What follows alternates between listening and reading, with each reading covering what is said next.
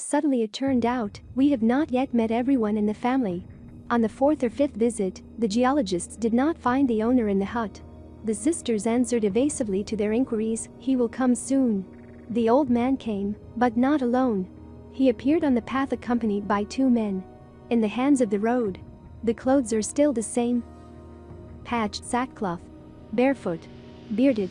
They were no longer young, although it was difficult to judge about their age. Both watched with curiosity and worry.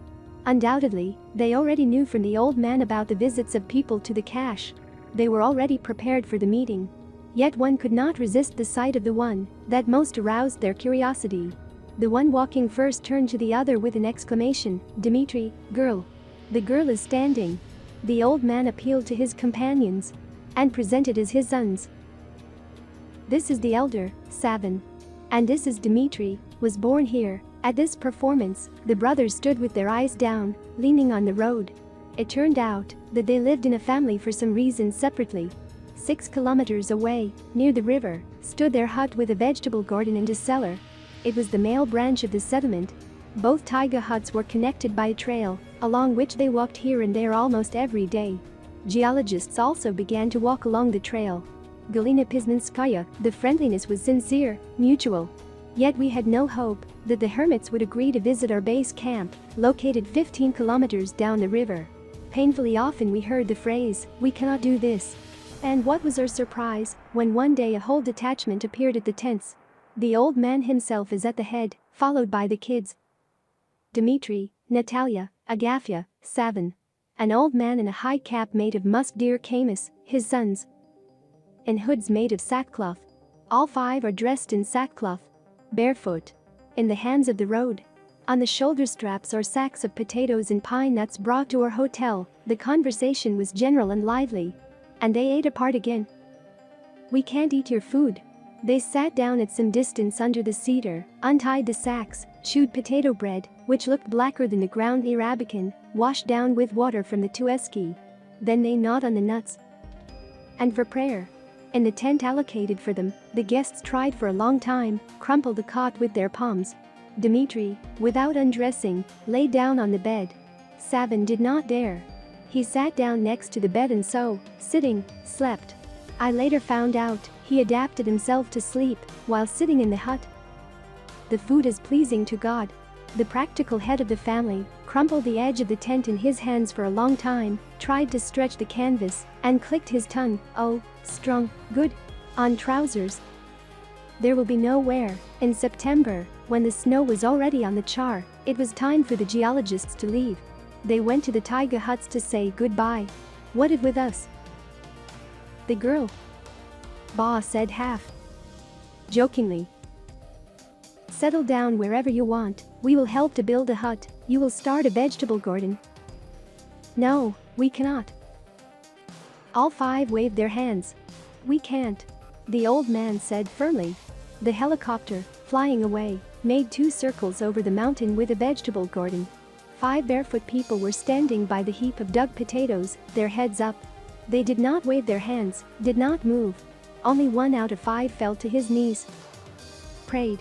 In the world, the story of geologists about the find in the taiga, of course, has caused a lot of talk, gossip, and assumptions. What kind of people? Old timers of the Abakan River confidently said, "These are Kurzaks. Old believers, this has happened before." But there was a rumor that a white guard lieutenant withdrew to the taiga in the 1920s, who allegedly killed his older brother and hid with his wife. They also talked about the 30s. There was everything here. Nikolai Ustinovich Zhuravlev, partly because of his service, partly because of his local history passion for everything unusual, decided to get to the taiga corner. And he succeeded. With a guide, hunter and a police sergeant from the regional center Tashti, he got to the taiga garden and found there the picture already described. 5 people still lived in 2 huts, convinced that this is how true Christians should live. Those who came were greeted with caution. Nevertheless, we managed to find out this is a family of old believers. The family retired to the taiga in the 30s. Old man Lykov Karpasipovich was 83 years old, the eldest son Savin was 56, Natalia was 46, Dmitri was 40, the youngest, Agafia, was 39th. living and everyday life are miserable to the extreme. Prayers, reading of service books and a real struggle for existence in an almost primitive environment. No questions were asked to those who came. The story about the present life and about the most important events in it was listened to like the Martians. Nikolai Ustinovich was with the Lykovs for less than a day. I learned geologists, now from an expanded party, are in the garden relatively often, some out of understandable curiosity, others to help the old people build a new hut, dig potatoes. The Lykovs also occasionally go to the village.